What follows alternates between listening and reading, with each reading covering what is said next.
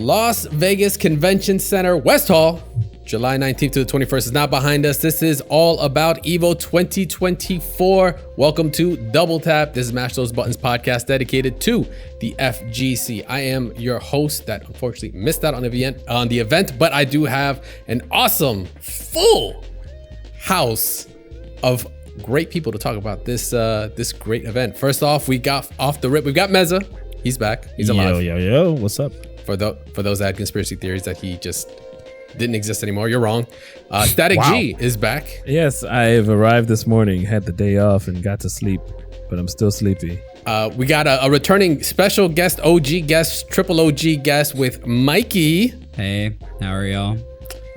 Luckily, both Static G and Mikey got to dodge the big airplane issues. But of course, holding us up, holding up the show, holding up everything. We've got Ja in the building as well.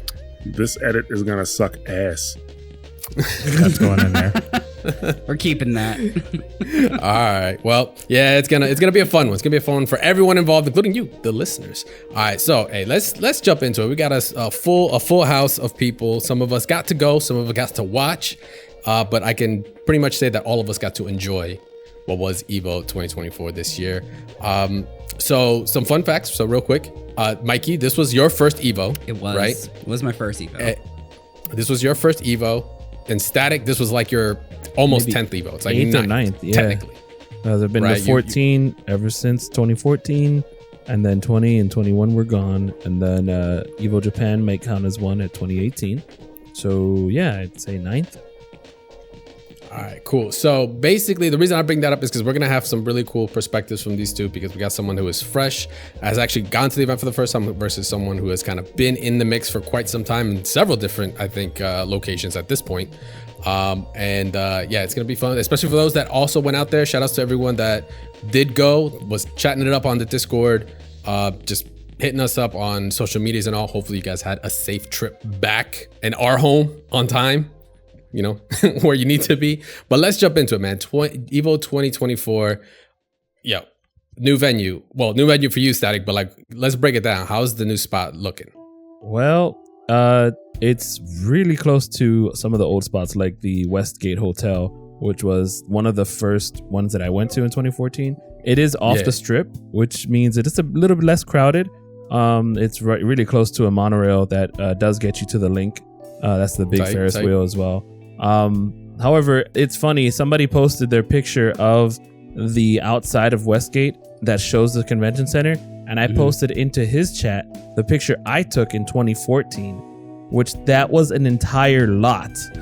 There was nothing there, and it's just weird. I think Meza, you were there. I don't know if you were there. Well, 2015. No, 2016 you were there. Yeah, 16.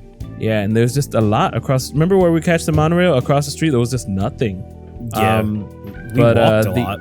Yes. So tell me about it. So were you staying somewhere further away from the convention center like this time? I stayed at an Airbnb. So I had to. Yeah, okay. We caught a 15-minute Uber, or one of us had a car. So the first day.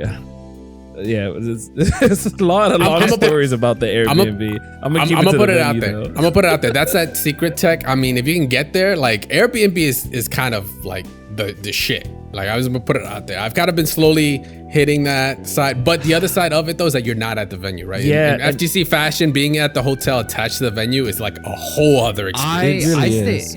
I stayed at the Westgate, so like there was like a passageway. Okay. It was like a 10-minute walk to like get there, but like most of it there was like one little section that was like outside. Otherwise it was like there was like an inside path to just walk all the way over to it. It was kind of okay. The walk sucked, but like at the same time, it was better than walking outside. Because like, say right now, that 10 minute walk is probably at least 30 if you're out enjoying a good time, good night. That 10-minute walk is gonna feel way longer. Or if you know everybody you walk by, you're like, hey, that player. So that 10-minute walk was what we had to take in 2016 when Street Fighter V first came out. So I feel your pain, because you have to walk through a big hallway, walk outside, walk through some smaller hallways, and then go across the street. Whereas, I mean, there were a lot of entryways as well. So it was very, I'd say it was very accessible to like any location that you arrived into from. There was a food court right as you enter. like any main course. entries. The like, classic, bro. Yeah, but they still got the food- $20 hamburger. Like, is that Yes, still a thing out and there? it I was. believe it. and it was Get filling. suckered. Yeah.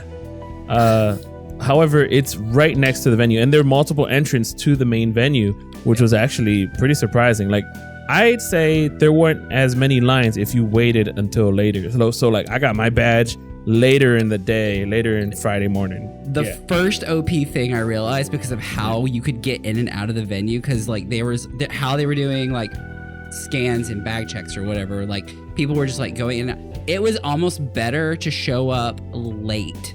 Like if you could if you didn't care, like just show up at like 10 a.m. instead of like 8 and you just walk right in. Yeah. It was For like real. a breeze. Like That seems it pretty was convenient. the best. It was like the best thing was like how they handled like entrance in the convention center. Yep. I was like, 'Cause- this is yep. the slickest shit. You're just in and out like no time. So good to know, like with the influx of people, they were able to manage that, because getting into the venue, if that's already a problem, like that doesn't feel good first getting there.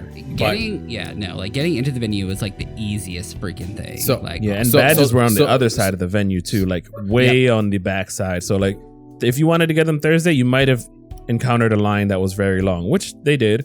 But then Friday morning, you wanted to get a badge. It was very simple. Yeah, everything was easy. Yeah, I went and claimed my badge Friday around like 9:30, 10 a.m. or something like that. There was like no line. I literally just walked up, grabbed my badge, and then just. But also, I would've definitely had lunch. I Friday would've definitely had was lunch and got also kind of iffy because of the airplane stuff. So like, yes.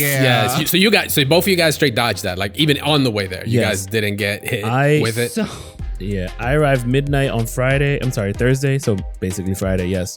And then at like 3 a.m., at midnight Vegas time, I got a message from my job saying, "Hey, we're down." I said, "Oh, something's happening."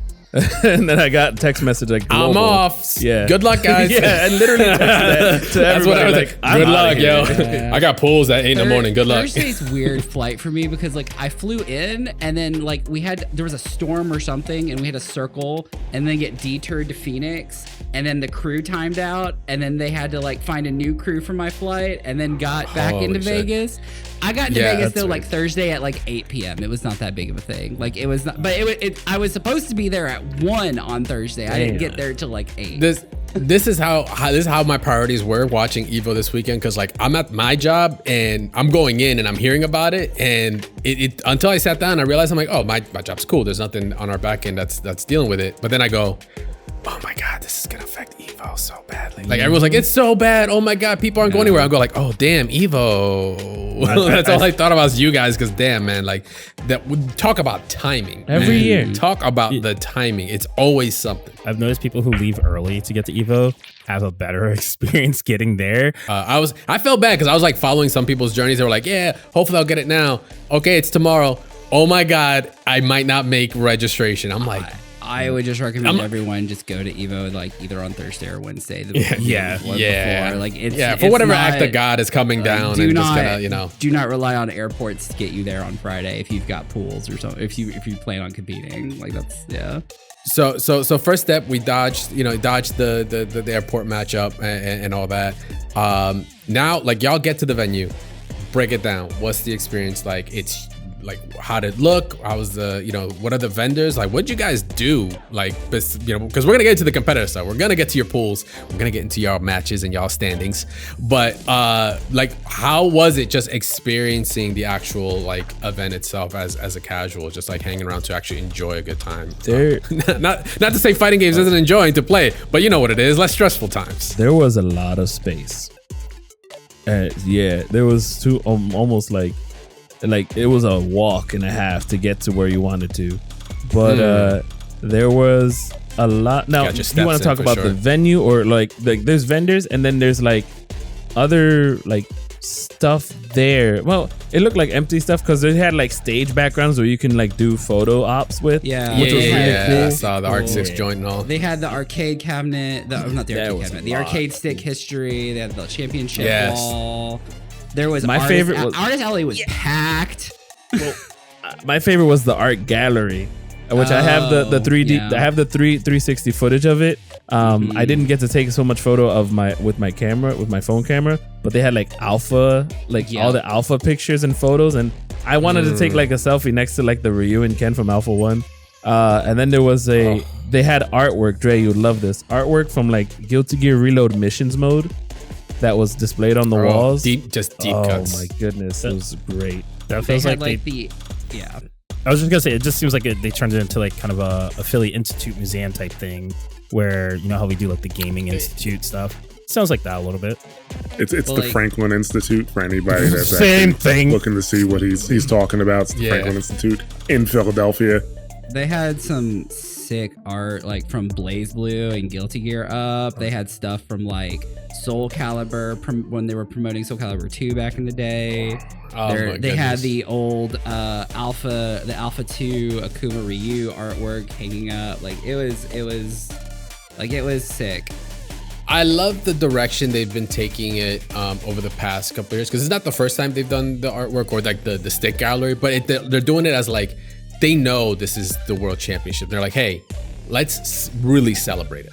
Yeah. Like, let's really pay the homage. Let's really, for those that have been and know, like you said, like, yo, the Soul Calibur 2 stuff and like the Alpha stuff, to like the new people that are coming in and checking out and going like, holy shit, like there's a lot. There's a big history to this that they might literally just started. Like, this was definitely some people's like first Evos that have just jumped on over the past year and just been like, yo, Street Fighter 6, yeah, sure, dope. Or Tekken 8 because of, events and influencer events that have been going on over the past year. So it's really cool to see that they consider making those kinds of exhibitions for people to come in and actually just celebrate the artwork and all of the history for fighting games, which is really, really dope. So I'd say my favorite booth might have been, just from the, I guess, artistic standpoint, was the Mortal Kombat one. It looked a bit more like it was just, it had the cherry blossoms and stuff. You actually went to the Mortal Kombat booth? Not many did, but I did. Yes. Oh my God. He'll find a way. He will find a way to say something about MK.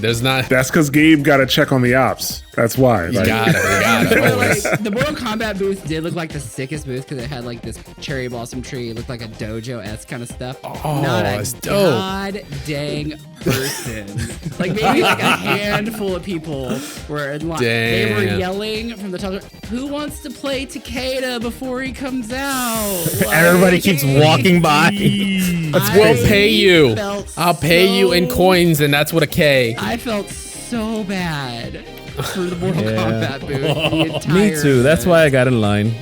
I didn't, but I felt so bad. City of the Wolves had more of a line than like Mortal Kombat. That line was extra long. And the problem was that they were allowing people to play for 20 minutes. 15. Oh my God! 15? They were still insanely long. No, I was okay with it though, because I got no matter what. If you sat through the line, you don't just one and done match. I learned nothing. I guess that was fun. No, I got 15 minutes to be like, hey, let's try some shit. Like, let's actually try to figure out. Like, my opponent wasn't having that. No, you guys wasn't having that. All right, well, I'm gonna fuck you up, Gabe. For you. Like, we were trying to do like the dream, all the cancel stuff. But yeah. I think that was the booth too. They even posted it up on Twitter, like, due to popular demand, like we're adding like 3 out of 5 in the rounds. Like they changed it to make the line, like make you stay longer. I was like, God damn, okay, SNK. Yeah. All right. SNK. Can't get enough of it. I got in once because I wanted to play as Y'all got Vox, any more? and Y'all Vox got was any more cool. of those City of the Wolves matches? Yeah. Please, one more. Yeah, I really enjoyed my time with that, but of the other booths though, I mean the 2XKO booth was great. Huge. Obviously. Oh yeah, it's huge. They had a huge appearance. I love bigger than Capcom, some say. Shout outs for stick players because they basically got to skip the line so fucking hard, so many New times. age, baby. New age, baby. What happened? Well, because unless you were playing pad or leverless, you'd have to sit in the pad or leverless line, but the stick line was always so short. Our time is now. So I just kept going like Or like, oh, I'm sorry, y'all didn't learn on these things. Oh, I'm gonna just learn so much more. That's fine. I'll wait for the video. That means there's gonna be less stick setups next time. They're like, you're playing on pad now. Yeah. Oh my God. You said, let me get in line. Whoop. Oh, hey, are you in line? Whoop. You're lapping, motherfucker. You know somebody had to have been watching you like, yo, this fucker has passed me 3 times. Play stick. If you want to play on stick. Should have been born earlier, son. Yeah. Sorry. Some spoilers. Sacrifice playing on leverless. Blame your parents. Like, I don't know. That booth was sick. I had fun playing 2XKO. Nice. Some spoilers. It was open all day Sunday, even during Street Fighter Finals. Didn't they do an event on Sunday? Like they had some type of stream going on Sunday. They were doing every day. They were doing live broadcasts of different things where they had like the designer for Braum. They broke down Braum more. They had a Q&A. They did a live artwork. I was in the chat. Shout outs to Ray. Shout outs to everyone else out there that worked the event. TNS was streaming. Shout out to TNS because they were on streaming it. Fix y'all mics though. I got mad production shit for all of y'all if y'all want to smoke. But anyway, damn, Tom. it was great because they had something every day to break it down. Developers, they had, like I said, a live artwork Q&A that was going on, which was really sick. They posted up the artwork. They did that shit live, and I was like, that was up. It was like the senior artist for the game. Yep. And then on Sunday they had like Tom Cannon and Sean Rivera actually doing Q&A as well and breaking down some things like Vanguard being a part of the game, like it's coming to it. I don't know why anyone else is shocked about it. Y'all seen the Bison cheaters on Street Fighter 6. We gotta fix this now, man. We're trying to get ahead of it. Yeah, but they had a good schedule. They had a good schedule. Yeah, 2XKO came with a plan and they executed it and it worked really well. I mean, it worked for me really well. I mean, I got to play the game a lot, so I was really happy and I got to try a lot of things. I just feel like that's a sign, though. That's a sign that a lot of casual players were in the other lines, which is good. That's what we want, right? So no, we do. Like, I'm all for it. But there's 2 things to say. One, that means there's the secret tech. So if there's any other 2XKO events that happen in the future, maybe you might want to pick up stick if you want to just jump in line. Just saying, just letting right now. That's a Mikey special. He brought it to you guys. He discovered the tech. You know what it also was? A lot of the stick players might have been at the arcade booths because there were about 7 arcades that were running out in the arcade area. There were cabs. Yeah. I got to play on the arcade cabinets were sick. The 2XKO and the arcade in general was sick. It had so many games. It was massive. So before we bust out into that, we gotta take a quick break. We're gonna take a quick ad break. Let Mikey get some air because he's coughing a lot. We'll be back after this, guys. Don't go anywhere. We got some more Evo coverage coming your way. All right, and we are back fresh with the secret tech to get yourself to play some 2XK on the next event. Thanks. Brought to you by Mikey. So let's kind of like start breaking into some of the nitty gritty, guys. Unless you got any booths you want to call out, any shout outs, anything like that, we can do that right now. I do want to shout out the Marvel vs. Capcom booth that Capcom put out. Yes, thank you. I thought it was super sick that they actually showed up with the Capcom collection. And let us play MVC2 and get a feel for like which version it was and what features and all that kind of stuff would be like kind of there. How to feel? So it depended on the system you played on. Yeah, like really? Yeah, it was like how so? So I mean, one of y'all gotta have an answer. No, it's okay. This feels like I'm some deep dark secret. They're like, nobody tell them. I wanted to always play on the arcade stick, and then they were like, oh, okay, well we have one open for Nintendo Switch Pro controller. I went up to there, and I'm like, wow, this is really pixelated. Like you're able to pick if you want like the scan lines or not. I don't know if that was the case of what it was, but man, did I have troubles just seeing it. And then it also had some sort of like VSync. You know how VSync issues is like the line in the middle, like a screen tearing, I think it is. Yeah. That's what I saw a couple times. And I'm like, this is very weird. Really? Another weird thing about Marvel 2. Maybe that's why they haven't really announced a release date. Still working on it. Yeah. Still working on it, guys. They also added a sound effect, like when you advance guard, it sounded like a glass shatter. That's just me being a veteran of the game. I've played it for 24 years. Yeah, so I don't know. Like it was just sounding like it's just weird sound effects. And apparently somebody said there's a rumor the Juggernaut power up is taken out. But again, we're talking about I don't know how or what. The Switch I talked to version? Liston.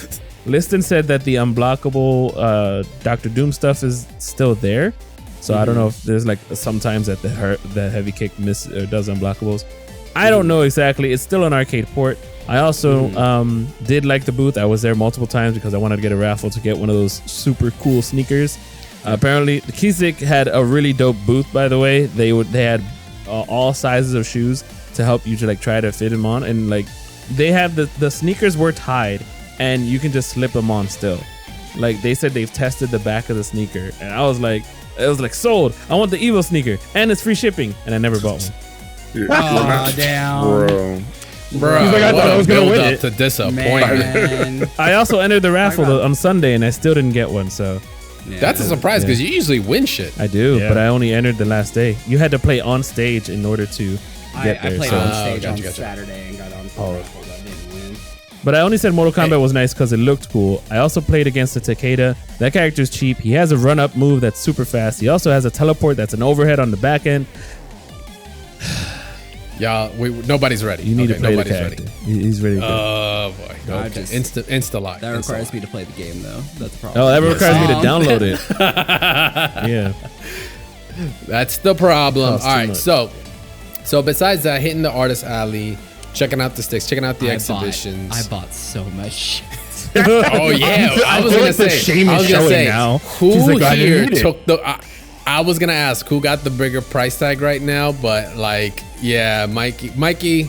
Did you like plan to buy all that stuff, and then like you were like, yeah, I got another suitcase? Did you just like have to buy another suitcase? I brought the giant suitcase that I checked, and then I brought the personal suitcase. Nice. I only filled half of each of them. They each have like their own separate half. So you were knew, gonna do that like, shit. I 100%. Well, I had to pack my stick in one side, and then I knew the other side would definitely be like, that's gonna be another arcade stick. He's like, oh, that's empty. You bought another stick while you I bought a okay. whole another stick, dude. He said I should fill the gap that's missing. I mean, hey, you know what? I'll give Evo. They do have a lot of really cool limited run shit that like, you know, there. So it's like, while you can, fuck it, or else it's gonna get marked up later. Or you have to find somebody that has it. But also there was like Arcade Shock was there, Arcade Paradise was there. There was a bunch, all the people that you would expect to be there that had parts for sticks, leverlesses, whatever you need. If you can't find it at Evo, it doesn't exist. Is where I basically got like where the line was. Like, True. You had no excuse to, if something wasn't there, it just doesn't exist. Speaking of Paradise Arcade, they're the ones that built. I don't know if it was them exactly, but the one guy did show how they built the cabs for Third Strike that they were using for the JAMA cabs. The boxes, the flight cases. Yeah, those were really sick. That was just a really cool, like someone really sat down and was just like, all right, if I'm going to send a bunch of these arcade boards, which by the way, you know, they are fragile. Like they put them in Pelican cases or whatever, sure. But like, then you're still, you know, people put them out. Sometimes stuff gets dropped on it. I've seen one literally get shit spilled on it before. And these are the boards, bro. Like, these are not like replaceable. Whatever is out there, that's what's out there. They're not manufacturing more of these outside of like super experts that could maybe change some stuff on it. But like, yeah, for them to develop those little fly cases, those are like gator cases. I saw them. I was like, oh, sick. They have like little 2RU faceplate panel, and they put buttons and the new tricks on. I was like, what a way to streamline, like bringing arcade perfect hardware around in a nice little compact way. It almost feels like collector's type stuff. I hate saying it like that because it's like, it's one of a kind. It just feels like collector's type stuff. That's why it costs like $1,500. Yep. Yeah. That don't come cheap. Yeah, that was dope. I actually didn't think about how they were going to like arrange. I mean, I figured, you know, okay, cool, just put them in a bunch of places and just ensure like the super gun interface or whatever is easy, accessible, all that stuff. But they were like, nah, we're just gonna compact it all, streamline it, and then you can even connect them. I saw them. They like connected the lids together and made like a weird star and shit. I was like, this is on some Voltron type shit. That's impressive. Shout out to whoever designed them. To sort of combine what the next part is, the venue was big, but then the competitor side, because it was obviously split in two. The competitor side was obviously only the competitor side with about 6 stages, but there was no way to see the actual stage that had all of the panels going on. So I missed panels. I missed like a bunch of other you didn't get things a chance because to? that stage was on the other side. Right. Yep. Basically, there were like kind of like two stage from the competitor side. You could view like two games that were like going on like up on screen or whatever, like whether it's Tekken 8 and Third Strike or whatever they had up there at the time. But then on the opposite side, but turned facing toward the more convention-y side where the competitors weren't, was where the panel stage kind of was. So like if like you were competing during that time where like Lily Pichu was fighting Harada, you just missed out. Right. Like there was nothing you could do. Like so. Gotcha. Was that such a bad thing for you? Like, and I gotta ask because was like as being competitors there, was that really like a problematic experience? Because like I was gonna say the same thing. I'd want to go to one thing and then like, yo, I gotta make it to my pool, and you're just like fucking running across. Did you see anybody just like kind of book between the kind of areas at some point? Because I honestly didn't think it was that big of a deal, because when you're in the competing area, I'd rather not have distracting like panel shit happening anyway. Okay. Yeah, true. Because then I'm like, that. oh, let me pay attention and go over to that and leave my pool. And then my pool coordinator is like calling names, wondering where the fuck you are when you went off to go look at panel shit. You know what I mean? So I think like that's a little bit of that. That's a good point, because I did bring that up last week when we were talking about how a character for Eunice or Uni 2 was actually announced while pools were happening right in front of pools. So I can get that. Yeah. Whereas, I mean, for me, I think I was also in line during the like Marvel 2 exhibition between Yipes and Justin. And I'm like, man, I really wish I was over there. But I'm in line for 2XKO or something. I don't like. It's weird. I think that's convention problem in general, where you can't go to everything. You have to pick your battles, and you gotta go for the things you want to go for. And like you're gonna miss things, and that's just how it is. Yeah. Luckily, most of the good things got saved on YouTube that you can just go watch later. But also that. But I was there. Also that. The experience is different. You can say I was in the vicinity, so I don't know. Like I don't know. Yeah. For someone like myself who always goes to a lot of conventions, like MagFest and stuff like that, looking at it from my perspective, at least from like watching like competitors, I felt like I missed all of the panel stuff. And I wonder, I did catch a few things, but I was like wondering if you guys did go to any of those panels. Was it like, okay, I'm out of competitive mode, but I'm like, now I'm casual mode. Like, were you able to sit and enjoy that aspect? And then like, or was it like too crossbreeded with competitive side? Only on Sunday when I lost. Until I got actually eliminated from all my pools, like I think I always had that like competitive anxiety just looming over my head until I got eliminated from everything. And then I mean, I don't get me wrong, I still chilled beforehand because my pools were until 4:00 on Friday. That was when my first pool was, so I had that whole time beforehand to just kind of fuck around. But I also like felt like a little bit when I was fucking around, I was like, I should really be practicing right now.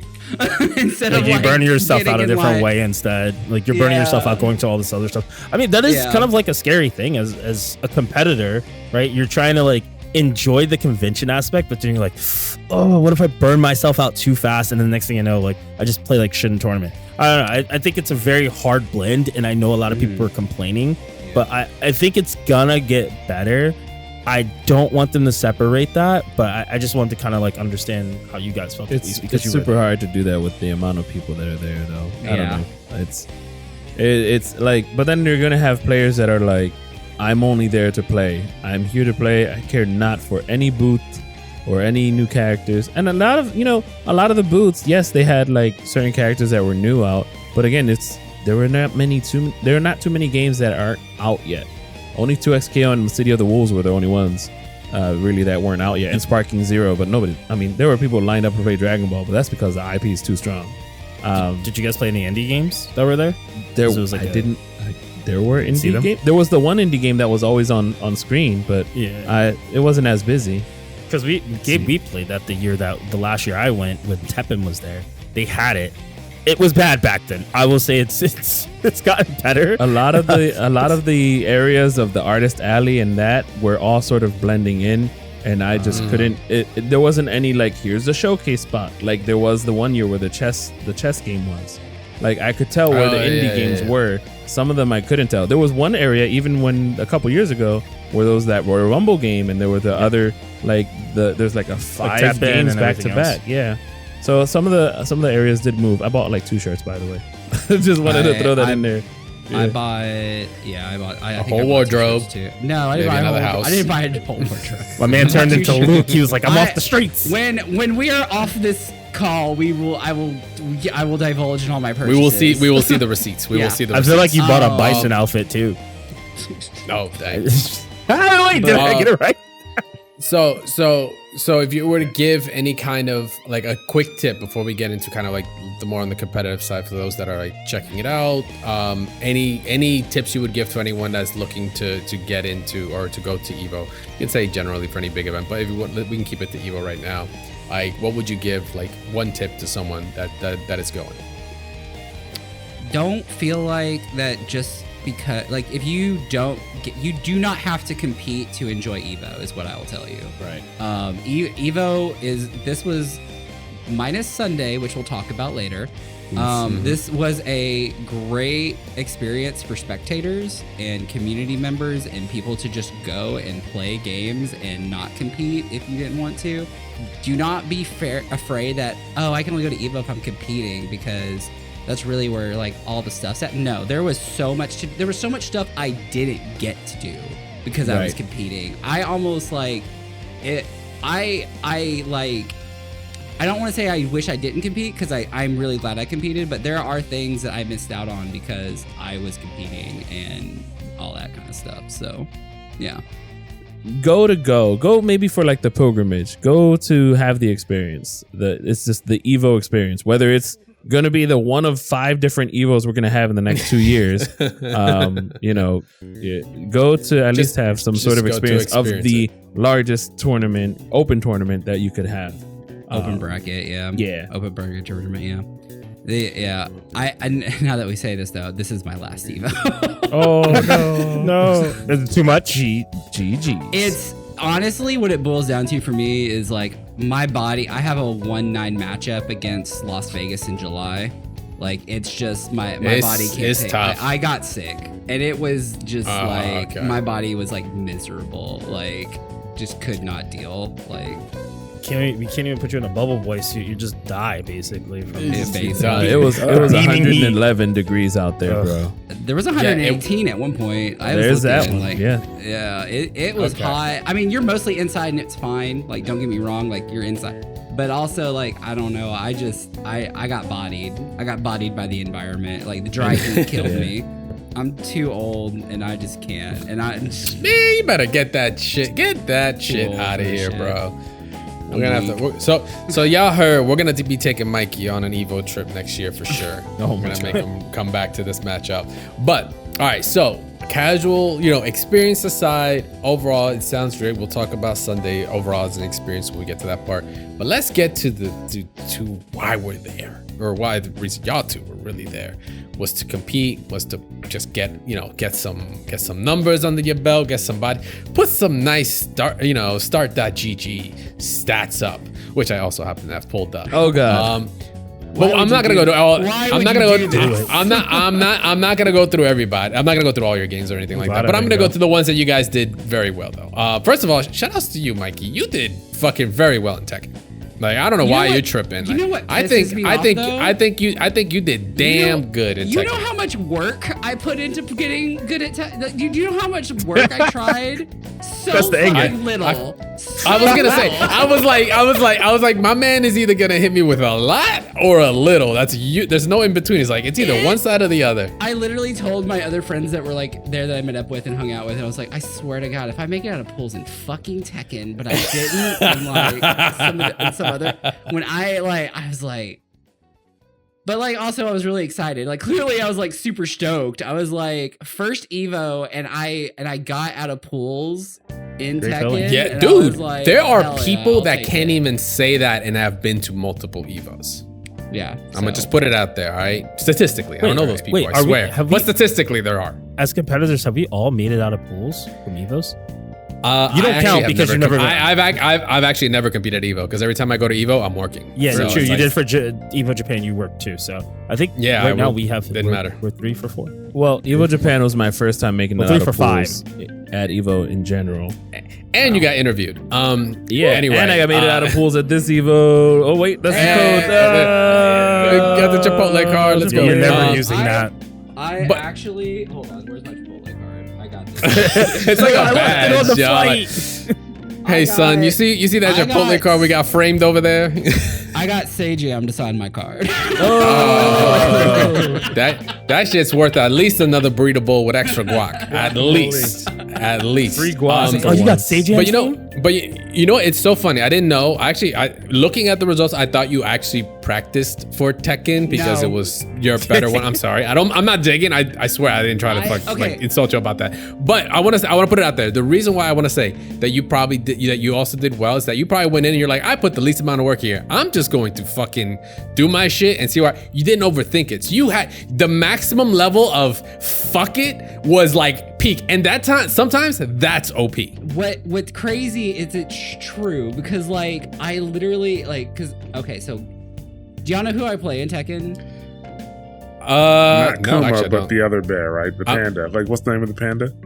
Panda. I play just Panda. Panda. It's literally Panda. I was gonna say, I was like, that's a trick question, sir.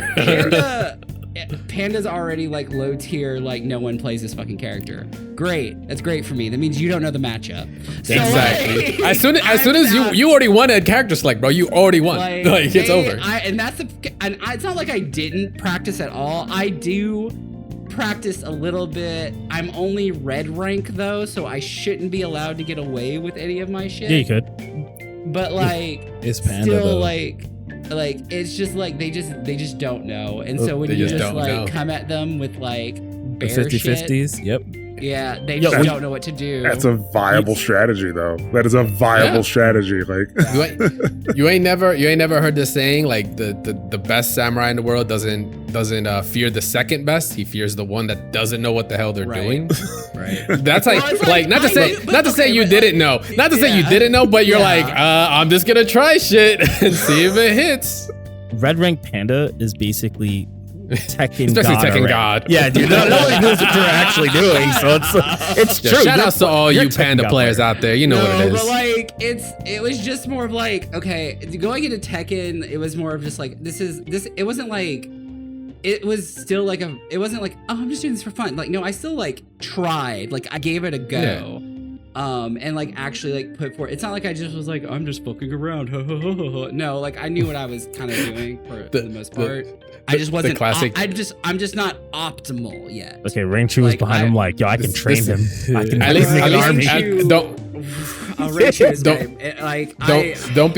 don't be one of these guys. Just don't be one of these guys where you're like, you sit down, you're like, I don't even play this game, and then you win, you're like, I don't even play this game. Like those are the guys that will get punched in the fucking face. That'll be like that, like bro. I heard that in my Guilty Gear bracket, but I think he only did it because there was a girl around. Yeah. He lost. Yeah, he's like, I don't even play Oh, yeah, of course. That's how you impress them. That's how you impress them. I don't even play this game. Yeah, I don't even play this shit. You trying to go to the pool, girl? You trying to go to the pool? Yeah, I don't play this game. I have multiple cars. I have a huge penis. Like you just start naming things off. You're like, all right, bro, go to losers. I did do one thing though when in their Tekken bracket. Like, so on second day on Saturday when I had got in in the next round or whatever, there was this one guy I played against who I just like completely just ran him over, like, because he just didn't know. And his friend like came up behind his ear and just started coaching the shit out of him. Oh, and hell then, yeah. Like, tried You're to in like, there. and I was just like, okay, can we play? Like, are we good to go? Are we good? I'd have been like, I'll fight you after this. Get your boy up here. I look over and I'm just kind of like, are you done? Like, and then like mid match, he like almost like stutter step comes up to like try to like after like in between rounds, and then he's like, I better not. And then like bruh. I know coaching's controversial, whatever. I fucking hate it. Nothing boils my blood more than having someone just be like, you should just pick up the stick for him. Like, if you're just gonna come, if you want to, like, if you are not prepared, fine. But now I have to play against you and your 3 bros who are rotating the knowledge. I'm being a little. There was only one guy, but then after the match, literally after the match, so I was like, so what did you tell him? Did you really do that? I just wanted to make sure you're not giving him bad info because he still lost. Because it didn't work, bro. Oh, so you beat 2 people. I beat you and your homie. Exactly. Exactly. Like, you suck, and I would have pointed right at him, and you suck too. And I know some people are, but like, I don't know why coaching in Tekken just like is so crazy. But like, it's for wild. some reason, like it is. I don't deal with coaching on like those levels on other games as much as I do Tekken. But maybe it's because of the knowledge checkiness. Because there's so much. Yeah. There's so much shit in Tekken. You know what I noticed about coaching in Tekken? It takes fucking forever. Like it's like they're up there forever talking, and it's only one way. He's just in his ear explaining how the game works. They just check with their head. You know why? Because it'd be like, yo, man, you gotta duck on the 1+2. 1+2 is like, yeah, it's like what, that with the left arm. Yeah, that's with the left arm. No, that's the fucking right, dude. And that's what's going on. Because there's so much shit. No, that's 3+4. That's pi squared, bro. Stop pressing that button. I'll stand by this though. Nothing turns me into full gamer mode. Like I'm going to rip your fucking then someone is coming in your ear to teach me. Yeah. Because I'm like, now we're gonna do layer 3 and 4. Screw layer 1. That's a Tekken God talking right there. He's like, are you done? Red rank. Tekken God. See? I'm done. Okay. But regardless though, I'm just like I said, I just picked up Tekken. So I was surprised not surprised, but I was like, damn, you did solid, bro. You did good. I don't know if you want me to say your standing. Yeah, no, say it. I think it was like 530 you're 513th out of like 4,600, bro. You are in the 10%, like you're about to be the 10% range in the world, like the real competitive guys. Like you're in that 10%. That's take that with the chin held high. I am very happy with how I did in Tekken. I am for sure. That's my shining star of the event is how well I did in Tekken. Honestly, I'll just ask the one thing: would you take it to another event, like maybe like Evo Japan, and see how you do? Like, would you want to push for a little bit more? CEO, maybe. Okay. Like Combo Breaker, CEO. I don't know if I'm traveling across the world. Yeah, international. It's fair. Not unless I was like top 24, maybe. Yeah. Okay. You're so in what you're saying enemy is territory there, boy. Yeah, you're getting Korea, close. Pakistan. Don't you go with those? Oh, bro, you're not. I'll say this: correct. if you go to Combo Breaker, I can see you getting top 24 because you got 513th out of like 6K people. That's a lot. If I cleaned up my Panda and actually did more optimal things, I probably could definitely do a lot better. Yeah, I'm pretty sure Rank Tree would be like, "Yo, what's good? Talk to me, brother." All right, let's go. Let's get it with Static because Static has a story time for us. Let's go pick with. We're gonna pick Guilty. Because for one, Panda's great for Mikey, but I really want to talk about this. I think you did Eno and Slayer, right? For Strive, you did good still. I don't want to knock you, man. You made it out of pools. I'll let you know how it went. You made it out of pools. It's crazy. First was a Testament player. I went Slayer. He beat me, and I was like, all right, you know it is. And I did my command grab junk and only lost one set. Yeah, I beat a Jacko player that he had every round, and I made a comeback like with 2 touches because Slayer is ridiculous. My last match, 3-0'd everybody else. I fought a Happy Chaos who destroyed me. I used Slayer first, then we'll switch to Eno. So I made it out in losers because of that match. I took the wrong picture of the bracket. The bracket runner didn't tell me the exact time I needed to come in. He didn't go, hey, great job. You need to be back at 12 p.m. And I was like, okay, I'll take a photo of this bracket and I can show you the photo. I took a photo of the top corner, not my name, where it shows 12. So I'm at the house. Why you were DQ'd. I'm at the house watching KOF, like, yeah, this is great. And then I'm seeing the multiverses announcements, like, yeah, this is great. I go all the way to the venue. I watch the end of MK, and I'm like, all right, Rob, we just saw Sonic Fox win. Let's go to my bracket. And I look at my bracket. And mind you, I already looked at my bracket to see who I had to play. I'm like looking to project it. I'm like, oh, this is fine, whatever. I didn't see it said 12 noon. So I go and I'm walking about. I'm like, let me see where my pool is. It's What already time is it done. now? I'm DQ'd. It's 4. I'm gonna go play Marvel and Guilty Gear at the same time. It's 4 p.m. because I'm gonna go play Guilty Gear and Marvel. I'm like, oh, I had it. Hey, bro, I it's even said okay. to the TL, I have to play Marvel at 4 and Guilty Gear at 4 at the same time. He was like, all right, bro. That sucks. That sucks. So you just straight up just DQ'd yourself. You pulled the. Sucks. Got my Chipotle card. Though. You got your Chipotle card. I like to say it was for Because a good that's- cause, though. I think you could have gone further, but I really do happy too. to hear. Yeah. Happy to see. You know, funny enough, you actually tied with your placing for Third Strike, like with So Guilty Gear. Third Strike was I could have gotten better because I meatied a Hugo player. He was at chip range. I was at SPD range of health, and I went to meaty him with like EX hands with Yang, and he woke up stopped you. SPD'd, and I was like, I was like, This was not the weekend to be testing Hugo players. right. I should have just overheaded him like 400 times, and he would have lost. This was not the weekend, bro, because there was something special going on for Hugo players this weekend. God damn. They didn't even have they didn't even have YSB here, so. Yeah, no, that was the crazy part. That's someone even better. You want to talk about Street Fighter? Because I didn't make it out. Yeah, we can talk about Street Fighter. Okay, Everybody got on Street both. Yeah, okay, it looks like Mikey got something to bring. He's like, yeah, let's talk about this shit. What happened, Mikey? Street Fighter was the game I really tried to practice. It was the game that was most like I was giving my all for, and like my You gave anxiety too much of a fuck. literally just fucked me. Like my anxiety and nervousness of like how much I wanted to do well in Street Fighter just royally fucked me. I dropped a hell stab combo that I never dropped. I kept going for buttons instead of SPDs like I normally do. I wasn't mixing my stuff correctly. I was just playing like complete ass. And you know, Damn. like honestly, I'm surprised I even walked away with one. Like the way I was playing and my anxiety level was so high that I am even surprised I walked away with one. I was playing so bad. Well, ladies and gentlemen, there is your proof. Doesn't give a fuck. Does very well.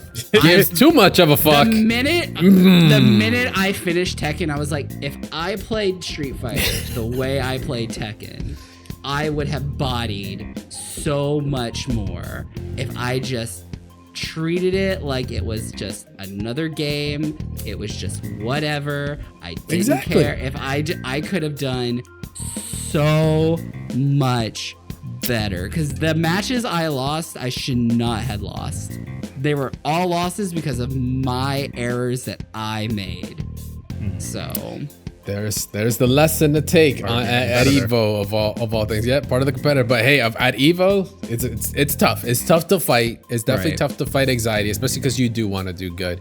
But man, it helps a lot when you play brain dead characters. Because you literally turn off your brain. You're like, I'm not gonna think. I'm just gonna do my fucking plan, and it's like it works. I mean, Geef is kind of brain dead right now. Like in current patch, it's very like headbutt. Oh, did you let me block? Did you block that? Cool. Let me just do whatever I want right now.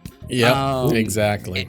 But also, there are just things I did that I just don't normally do, and things I dropped that I don't ever drop, and it was just. Did you look at your hands? Yeah. Did you like do something and you go like, guys, please? I literally after playing, I was like, I just want to eat my hands. Like I just chop them off and just feed them to me, because like I just like don't deserve to have I need new hands. Like your hands were meant for Tekken that day. Apparently, like they were. I don't know. I just felt like I'm still happy with how I played on my victory, because when I won, I really felt like I was in the zone and like I was feeling it. But like those 2 games I lost, I don't know what my anxiety was doing to me, but like I clearly was like, I was playing scared. I was playing not like you should as a grappler. Like I just was not playing my game, and that's fine. I just have to hold, I can hold that L. That's fine. But after playing Tekken, I'm now going to use what I learned from Tekken and put it in my Street Fighter game. AKA, don't play the damn game. Yeah, well, like play the game, but don't like overhype yourself. Like don't psych yourself out. Yeah, don't make your whole like like the only reason I'm here is to do like good at this. This is what I came here for. Like, don't make that the whole thing. Don't put your entire worth on like how well you do, because if you do, you're just going to like sweep your leg and just like, well, fuck. Well, now what? You'll start to dwell on every mistake. Yeah, you can start to dwell on every mistake you make, and that's the hardest. Yeah. So quick summary. Give us the TLDR, Gabe. What went down? I beat a YouTuber named One Step. He was a modern Manon player, and he has 46,000 subscribers. I'm like, geez. Did it feel good? You stole all of them? Oh, I had no idea. Shout out to One Step. Yeah. Make sure to go like and subscribe. I had no idea he was a YouTuber. I just saw him sit down. He goes, "Hey man," I'm like, "Yeah man, let's play." All right, got it. And every win that I got, he hit me on the shoulder like, "Good stuff, man." I was like, "Don't touch me." It's all right. Like I was in on it too. I was cool, but I was just like every like match was just like splat. I'm like, oh yeah, that was awesome. And I'm like, Gabe's gonna be cool until he makes this video like, yo, this fucking guy I played in Street Fighter, piece of shit. I beat another Chun player who was like, I was like, man, this Chun player's got my number. And then I was like, wait a minute, I'm the Chun. You play. Yeah. And he goes, man, I'm so rusty. And I'm like, sure. Oh, not the absence of like. I played a Japanese DJ. And he has his whole like buddies recording him, and I'm like, this is winners final, so I'm like, all right, this is easy, we can do this. And then he beats me like straight 2-0, and I'm like, damn.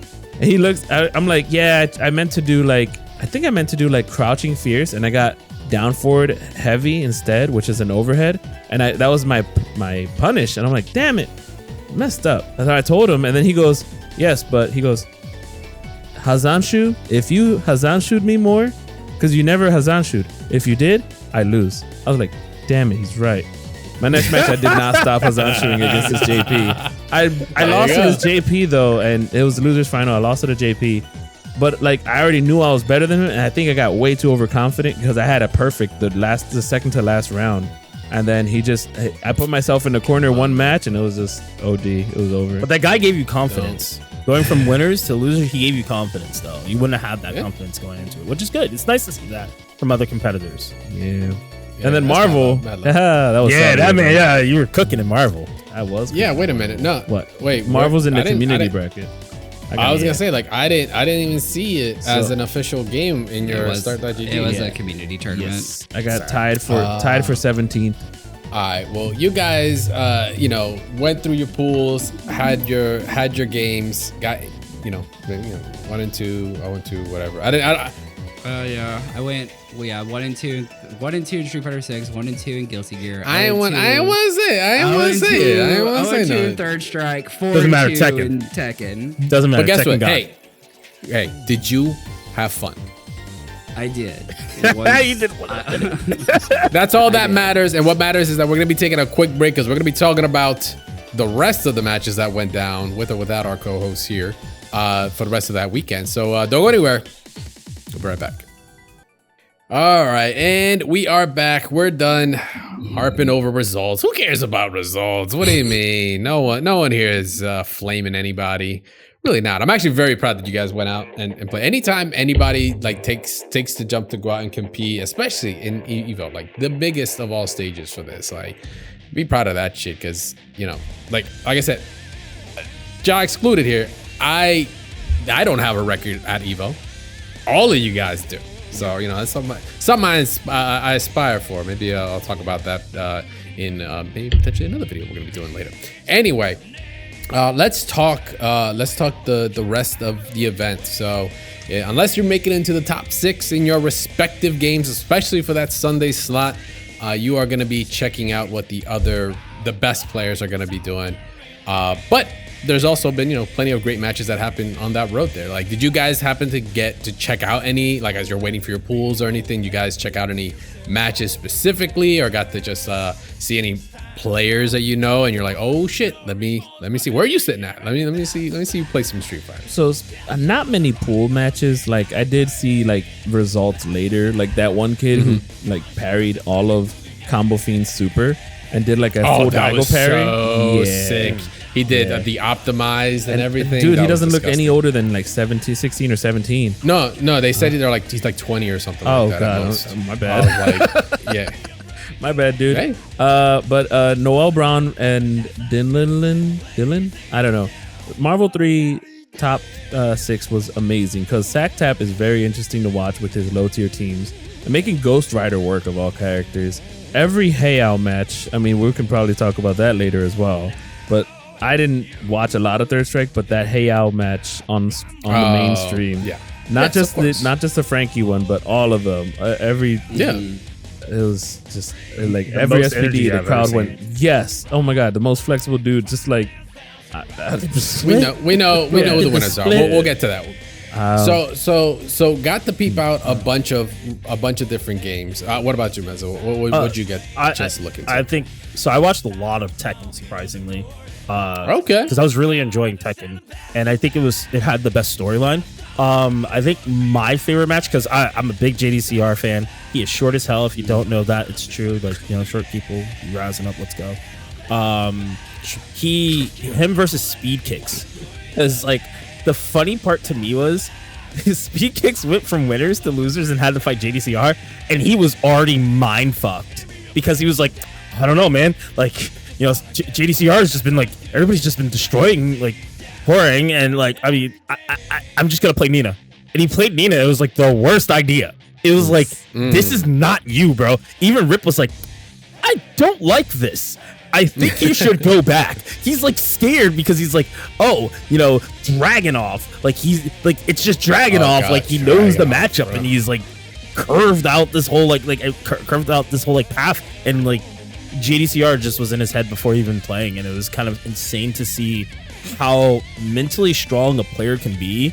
Could just go to losers, watch another match, and mentally break before the match even started. So that was really nice to see too. Yeah, JDCR seems like I feel like JDCR has had a character crisis problem this game, but we'll see if maybe the new character might be more speed. We'll get to it. I'll say I just like that he settled for Dragunov, because obviously being an original Dragunov player, I think that's the move right now for him. But there's so many Dragunov players. Even dude, I was gonna say even everybody else. I mean, he's good. You can't say like, but it's not like Dragunov's like he's just insane. But the problem also is everyone knows that matchup now, because like, how do you not run the Dragunov match, right? But also, it doesn't honestly matter sometimes, because Dragunov is just that good. You can know the matchup and still just get blown the fuck up. I feel like another set of notable matches was I think it was Ray versus Knee. I think that happened. But watching me lose was like, I was like, it's the world's changing. Like, I don't know what to think anymore. Changing. Like, is it me? Honestly, I feel as though like I prefer to see loser bracket matches, because you see people actually try to fight for their life in bracket. Like, because I did like seeing what was it, Chris G versus Tokido, and I've seen Chris do everything he does when he's streaming, so I already know how he's gonna play. I already have confidence. I'm like, he's probably gonna win this, and he won the first one, and then Tokido was just adjusting, adapting, and like moving a lot faster. And I'm like, oh god, he's dead. Yeah, the Ken was so tight. Literally was one on my notes too. Yeah, seeing Chris G with Modern Chun, right? Modern Chun. Play against Tokido with Ken was like a really good. That was a good match. It still feels weird to see Tokido play Ken though. Right? Yeah, dude. I thought he was gonna play Kuma. I think after Evo. I think now. I think I know he said like, I'll stick with Ken, but I don't know, bro. Demon is calling. Like, there's no shot he won't. Akuma, there's no shot. The problem with Akuma is this game is very damage explosive, unlike Street Fighter 4. And even, I mean, Street Fighter 5 had a little bit of explosive damage, but not to this level. So like when you touch Akuma, are you playing Guilty Gear? Yeah, you're playing Guilty Gear, bro. Like, yeah, basically. Like it's counter, and you're like, I mean, there is, but I also agree with the sentiment that, well, if you play Akuma perfectly, you win. Like, he has everything you could ever need or want. But if you don't play perfectly, you fucking lost. Like, so I don't know. I mean, even for someone like Taquito, you gotta also remember him playing on. He's no longer playing on stick as well. So a lot of these people have transitioned off of stick. They're trying to also play what feels the most comfortable and most natural. I would firsthand say like Akuma might not feel natural to him, so he's probably like, not worth the change this deep into getting closer to the Evo season and such and going to Evo. Yeah, it would be it'd be a big shift very late in the game. I agree that it makes sense for this, but I'm honestly worried that he might not play it even later because of how he does it. Because Akuma doesn't feel tournament stable. Like, he's a really good character, at least right now. Like, he's a really good character, but like, the danger you run of like, oh shit, if you ever get nervous playing Akuma, you're dead. Like, it's straight up. Yeah. So I think we saw it even when he fought against Shen. Oh shit. No, Shen. To get into top 6 from top 8. I was like kind of getting sad because I was like, no, Taquito, you're losing. If you were playing Akuma, and I was like, nah, if he was playing Akuma, this would be worse. I was like, I really don't see it. And you know, I liked watching Street Fighter as well. I thought that was probably one of the better things to watch at the time because it's just like there's so many strong players right now, and it could have been anybody. I'll say it this way, to challenge Punk, because like that's really where it was at. But I just want to note this one match. I think one of my favorite matches that was just ultimately really exciting to watch was Uzlan versus CBM, because CBM was like, they were like, CBM is the goat of the whole tournament right now. We're like rooting for him to win. He's the Jin player everybody's scared of. And then next to the other player, Kisuke, they were just like, these two Jin players are insane. And then CBM had to fight his own teammate, and I was like, oh man, I don't know which one I want to see. Team kill. Yeah, it was to get into top 6 too. But Uzlan was just like such a great person to watch. I felt every emotion that he had, from beating his teammates to making it into top 6. Even before that, everything felt like he was on edge, almost losing. I don't know if you saw, there was this one match where one guy popped off after winning one match, and he's saying, he's going around to the entire crowd, yeah, let's go. And then the Cammy made like a pixel comeback, and that was just 1-1. And then the Cammy ended up winning against him. And like that guy went and popped off to everybody. Yeah. And then he goes up to the stage. He goes to the edge of the stage and puts his arm right here and cries. And then he walks off the stage. Bro, you don't do that. Yeah. I mean, I get it. Yeah. You're on stage. Yeah. You win a match, but you don't do that until you win the set. The pop-off was ridiculous.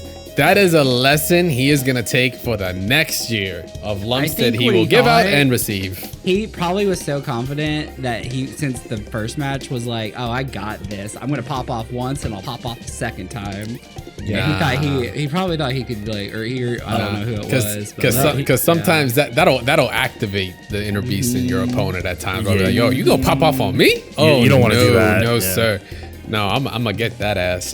For me, actually, funny enough, early on, I actually was watching some MK. Oh, wow. Right, shocker, crazy. I know, wild. What? What game is that? You know what? No. Watching. I got to watch several matches, and there was some that were actually like got me hype. I was like, damn. Disclaimer, not enough for me to play, but I was like, oh shit, that was pretty dope.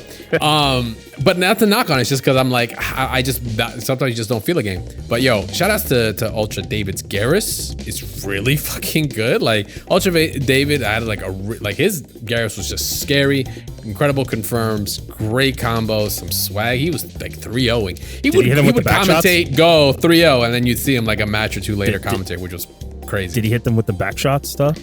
Yeah, he did. I think he did at least once. I'd quit right there. Mike Metroid versus Beyond Toxin was actually a very hype set because Mike Metroid was running.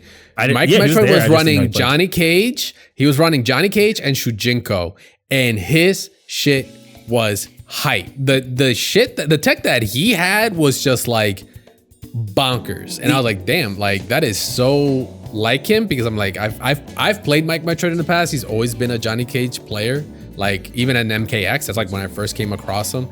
disgusting then, and he's still disgusting now. Shout out to you, man. He posts all his tech online, and nobody ever pays attention. I'm like, nobody's paying attention. I'm like, bro, this shit is actually insane. But you know what? Homelander also was showing up like crazy. That character was all over. I could see why. I was like, damn, these flight unflies, like just constant pressure. I'm like, I could see this getting annoying very quickly. Homelander's a scumbag. Crazy. Well, I know, right? Who'd have thought? Wow. Nah, dude, he's just a normal milk drinker like all of us, you know? He just drinks translates milk to the normal. game. But I was jumping around. Zeus versus Nicholas in top 6 was crazy because of that first match. Because they played a whole round. I think it was actually both had a round up, only to realize the game was not patched. And they had to run the entire set again. So that was the how does that happen in top 6. Yeah, I went to shower and I came back. I'm like, why are they still playing? Oh, okay, bro, because they had the reason. I was like, that's crazy. That sucks. Like somewhere down the line, the internet probably cut off before it finished downloading, which is why the patch didn't go. But that was like, add to the drama.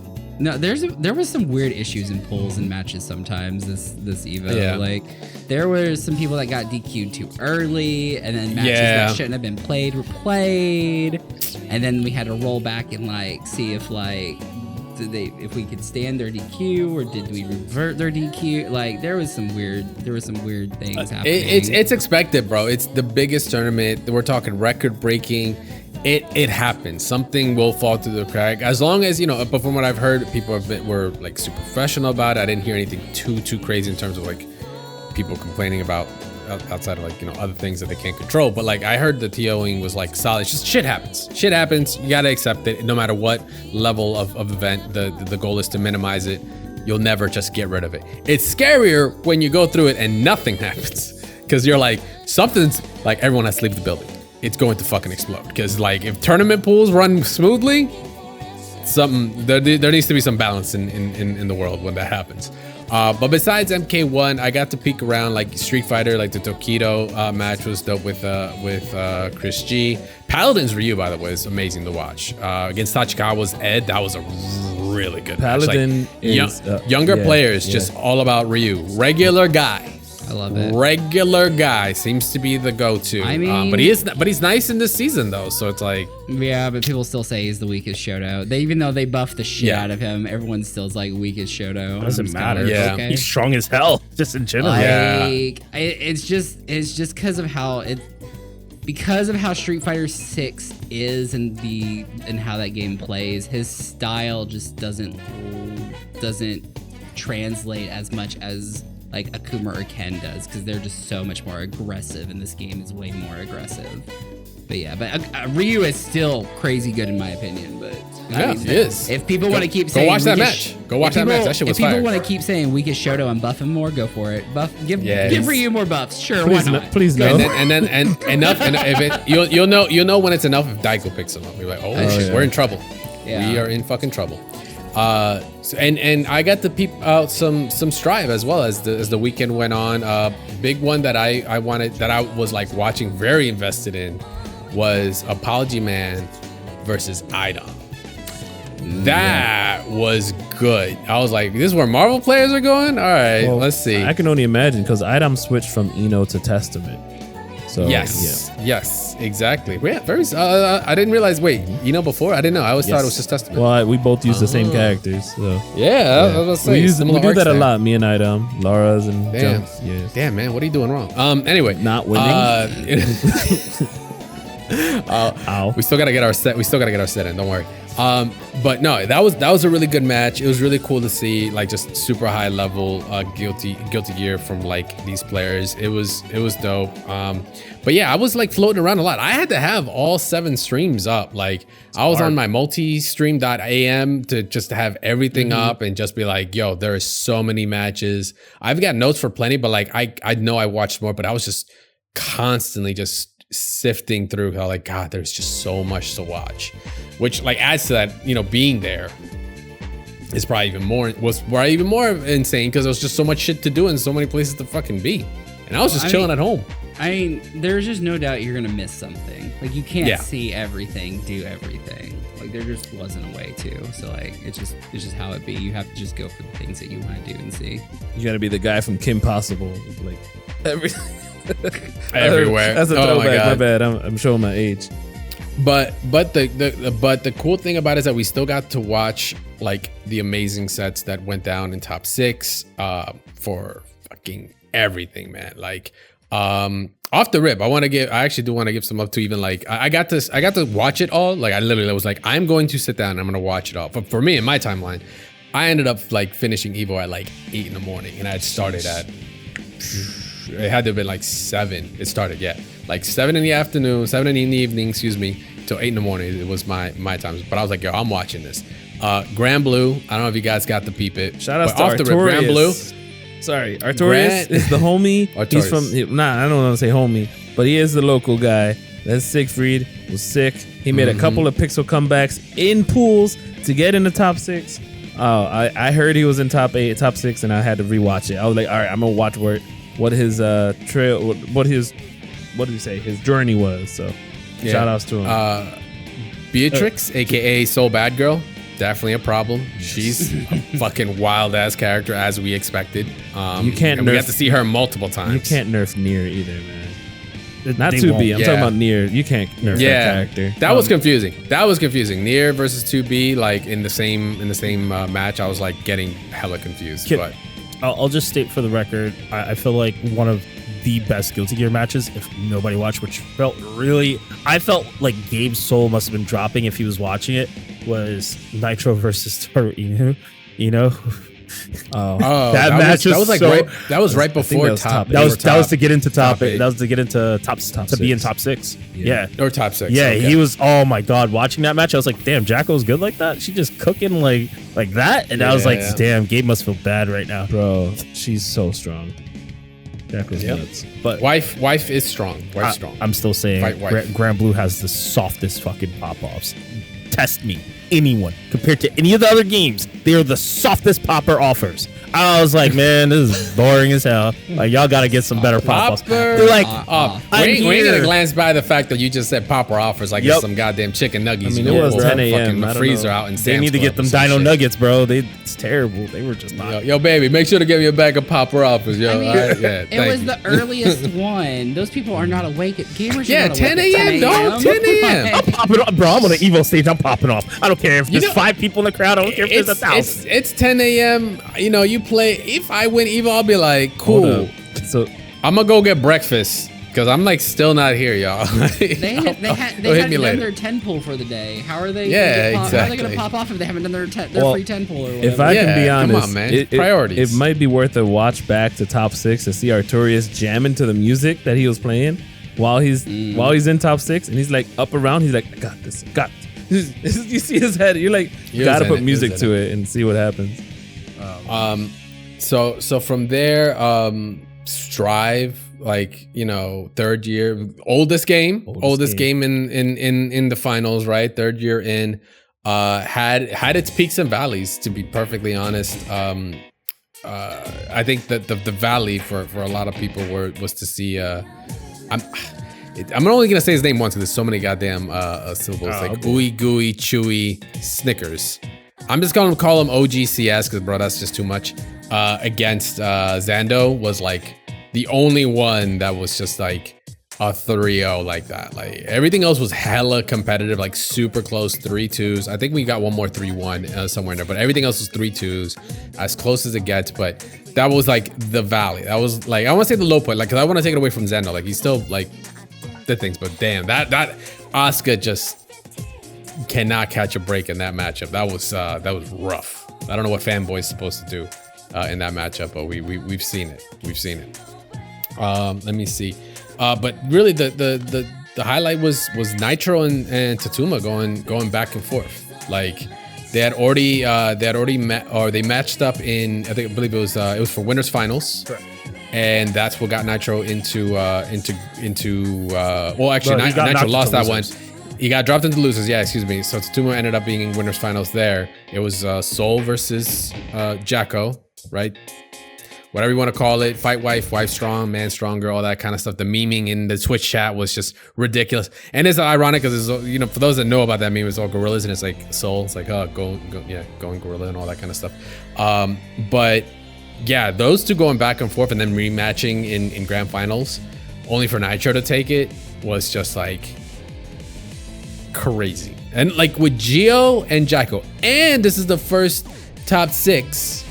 Yeah, I don't know if it worked for top 8, but top 6 for sure that Happy Chaos has not made into grand finals, or rather, first Evo, Happy Chaos did not make grand finals in the tournament. You know, we talked about like characters that like, you know, you should know the matchup, but sometimes like it's just like it does not matter. We said it with Dragunov earlier, and we're probably gonna talk about it with Tekken real fast in a second. Yeah, that's the other problem is that like the character's good, but then like people are gonna develop tech for that character way faster. Because that Zando teleport, by the way, that knocked out like Leffen, was one of the highlights of the weekend. That shit was so clutch that like he had to have been labbing and been like, this is the only way this would ever work. If I catch somebody, like they're just not gonna know it. And it did. And it was just like, it was nuts. Like Strive was hype as hell, but to see, like I said, those two characters really, or Nitro winning it with Gio and Jacko was just like, wow. But it went all the way to game 5 grand finals reset. Like, competitive, man, all the way through. I mean, it was hype. That final round too. Oh my god! The scramble at the end was just so chaos. No one knew what was going to happen there. It was crazy. Absolutely not. So it just kept going. It kept rising up. Of course, top 6, and then we got into Tekken 8, right? Tekken 8 right afterwards. Dragunov Part 1.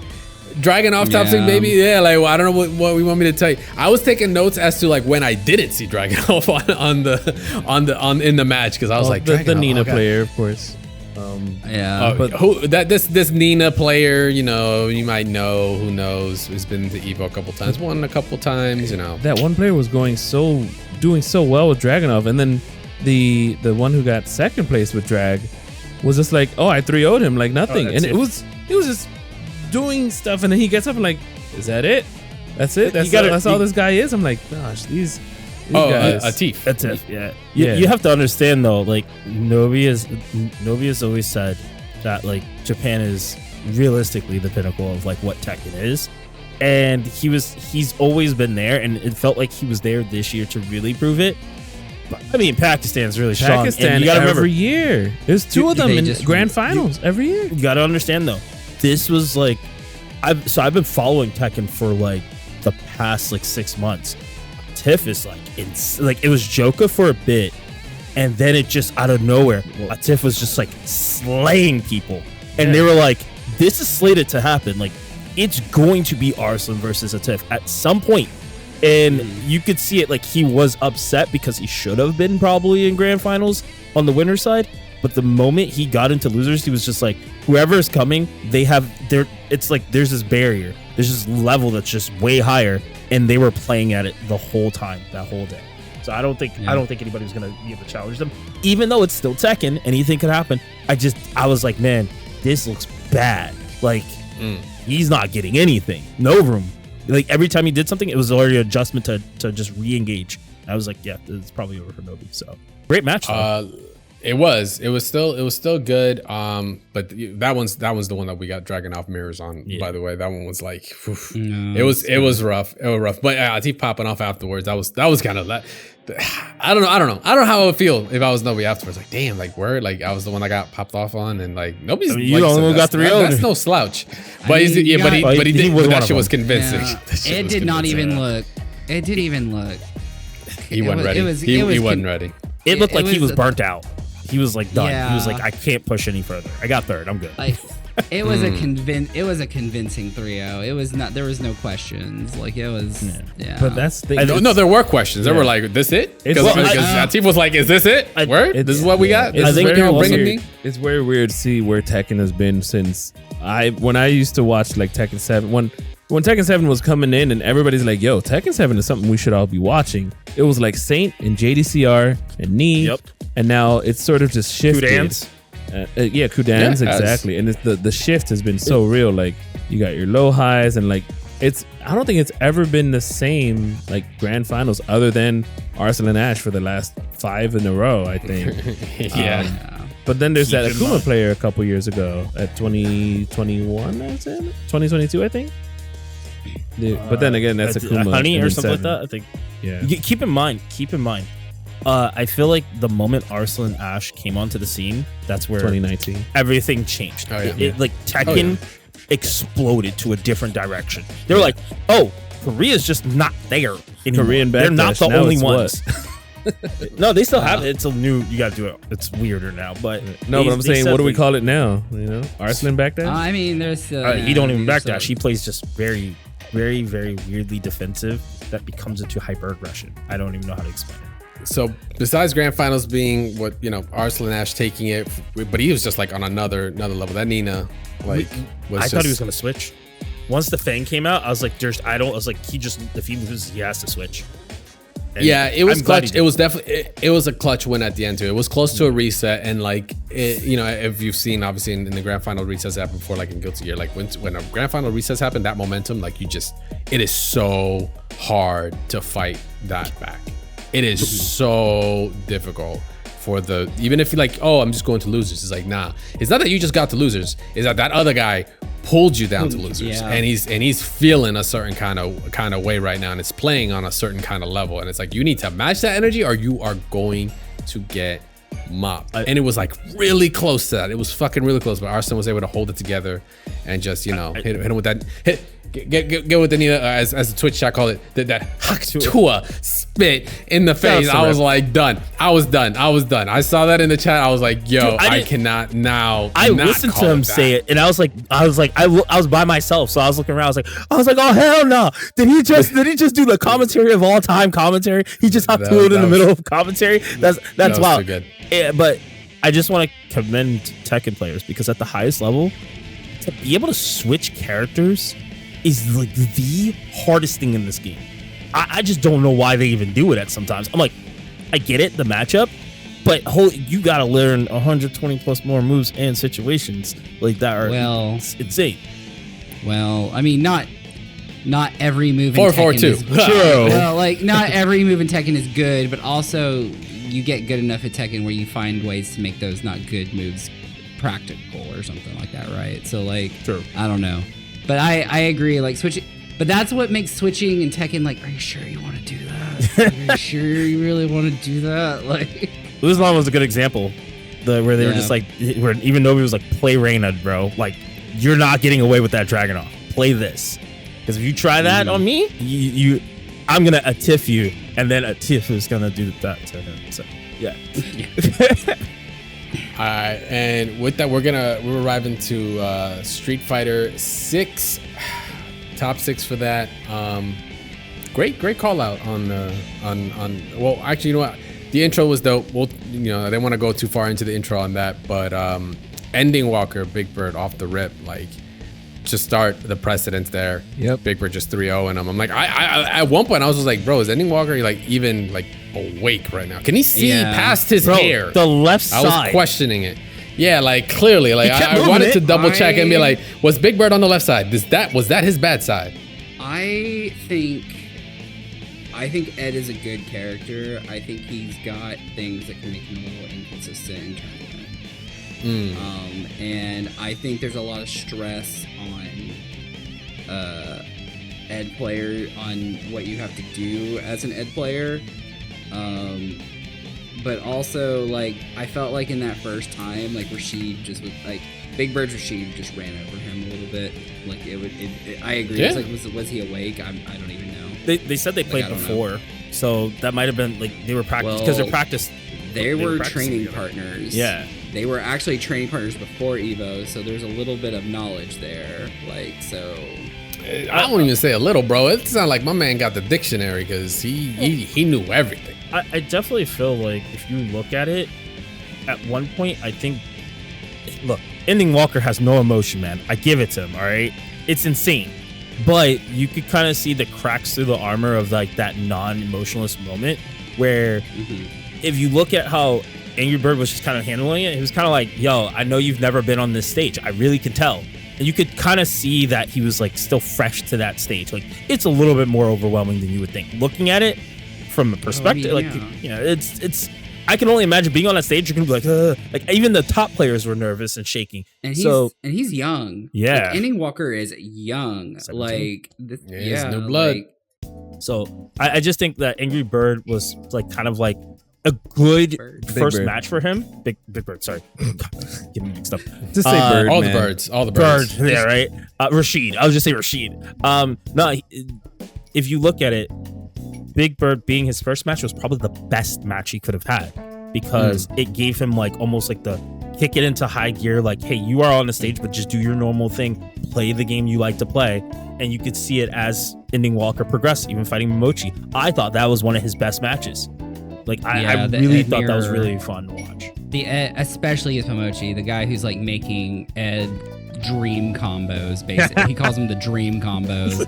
This Momochi basically, I feel like, I know Ending Walker rocked Ed back in Street Fighter V and has been loyal since, but I almost feels like lately that when I think of Ed, I think of Momochi first, just because he's doing these like fucking crazy ass desync things. Yeah. But like Ending Walker definitely was like, no, I'm the Ed. Look at me, like here, like yeah. I'm the captain. You know who I am the leader of Shadowloo now. I just wish they would have referenced the two people who I feel like were kind of like always the old school version of that, of what we're seeing now between Momochi and Ending Walker, which it made like the instant I saw it, I was like, man, this is like watching Dominion and then watching Knuckle Do. When Knuckle Do first came in, and he was like the aggressive Guile, and then Dominion was like more the hold down the block and like play old school. Yeah, so I definitely see that with like they were saying it. They were like, oh, Momochi plays more of a defensive, like reactive style, where Ending Walker's like just rush you down, completely different. Yeah, and I was how like, man, EX on your wake up. Yeah, it was just watching history all over again, which I thought was really cool. Yeah, it was definitely a clash of style of Eds, and either style honestly could have pulled it out. Like honestly, it really came down to like just like small things, I think, in that match. Bro. Yes. Three sticks though, Nemo? Oh my god. What an embarrassment. Shout outs to Kyle for not getting the right stick. Holy hell, bro. I can't believe they let this man go stick shopping mid-match. He really did. He ran in the back. My man had enough time to run out, probably the arcade shock or something, and be like, "Hey, yo, Fix I need a stick real fast." Like, I really think Yipes said it best. They should have followed him. The cameraman should have followed him back there. It would have been fire. That's wrestling like, promo was, for sure. So I was there seeing how the cameras were working during like Third Strike finals, and like there was somebody literally following the camera guy so they won't trip. So like it would have been hard for them to, of course, do that. Yeah. And whatever. The professionals, we get it done. Yeah, you get, bro. But 3 sticks though, come on, man. Yeah, That dude went from like leverless or maybe a stick to another one to then a donated one that had gin on it. It was like a Victrix Pro he ended up with. I was just like, damn, you could tell the minute that his stick died, it was over anyway. Yeah, like when your equipment falters, like your brain just you just can't. You're iced out too, man. You are so iced out at that point. You're already down, or not down, but you were gonna lose that one. It was like not looking too hot, and then it's like that is tough. So like. Damn, Nemo, not a way to go. I mean, but yo, Bison representation in the top 6, like he did it. Crazy. Yeah, he did it. Like hold on. Is Bison OP? Looking pretty strong very early. The thing is, he had strong. The amount of bodies that he took on the way there, and for him to have his stick break that way, oh god, Mena's like, god damn it.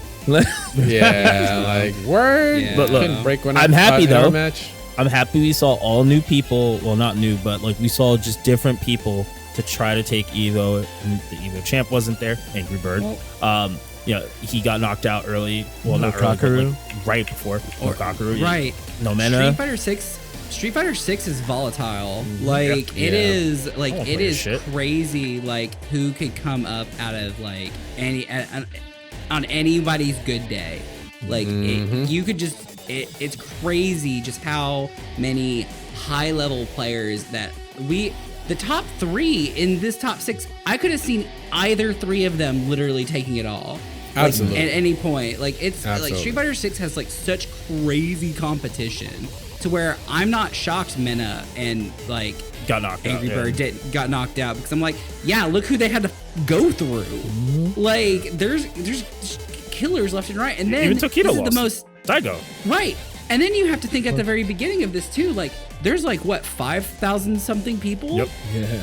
Like there's random people in the middle of nowhere that have been training on this who could just randomly take a match off you because you just don't freaking know. This tournament is literally crazy. I like to say there's many Arslan Ashes somewhere out there just prepping. That's gonna be their time. There are always those undiscovered monsters out there. I'm saying take that decide to finally show up. Take the pilgrimage to Evo. You never know where you'll end up. Make it fun, make it interesting. Let us have fun and watch because it's always a great entertaining time. But that grand final, Street Fighter 6, my though. God. You know, I was gonna go to sleep. I was gonna go to sleep, and I stayed up for that shit. I was so mad. Talk about finishing a story, man. This was so pivotal in the story, sure, but like just the mental, man. Like, you know, because like they're both incredible players. Clearly, they're both incredible players. But specifically for Punk, obviously, to come back since what was the initial one? It was like it's been 2017, right? Yeah, like 7 years ago. Not just that, From that fateful time. They're both second place finishers. Yeah. They're both. Yes. They're both. They're never the bride, always the bridesmaid. Like they've always been that, and now this is their chance. One of them was going to finally get their victory, and it was crazy. And it wasn't even like a wash. It could have still literally. It was the last. It was the last 5 seconds was probably the biggest like pivotal moment in that match. Was like the biggest one was like with that anti-air though was ridiculous. That was missed. Well, what's funny is like Punk put him into loser. No, he did absolutely, but like the fact that he came back and what he do? Was it 3-0? Was it 3-0 in winners? It was 3-1. 3-1. It was 3-1 in winners. Punk, but then like Punk wasn't playing like Punk for a while. Did you notice? That's because here's the thing: Punk's face and his expressions, his body language it happened. But this is what happened back in 2017. Every time he gets there, every time he's on the cusp of it, he does this face like, I'm gonna act like I don't want it because I don't want to overhype myself. God, I already lost. What am I doing? And it happened because that's why he got perfected in the very last match. He had the match and he's like, okay, he had the first match. All right, I got this. And then boom, perfected. He's like, am I really gonna fumble this? He sat up. He was like, hold up. Wait, I'm here in grand finals in the last round, last match, last game, and he gets a jump in.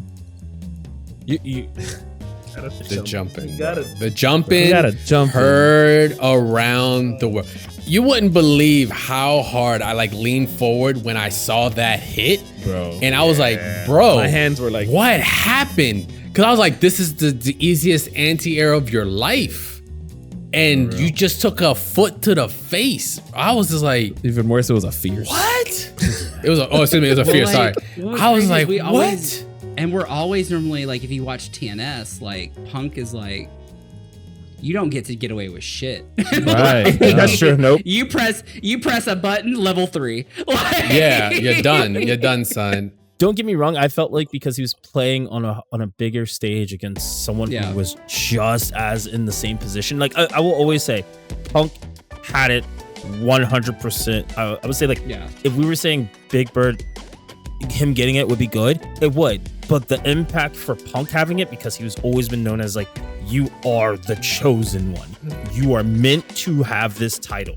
You're meant to have more titles. And I do agree, he should have a lot more Evo titles. The problem is falling short, right? So I feel like this one for him ultimately was really, really more impact. It would have been way more impactful than Big Bird. So as much as I wanted Big Bird to win, I was like, man, Punk deserves this. He really is. He's really in that position now.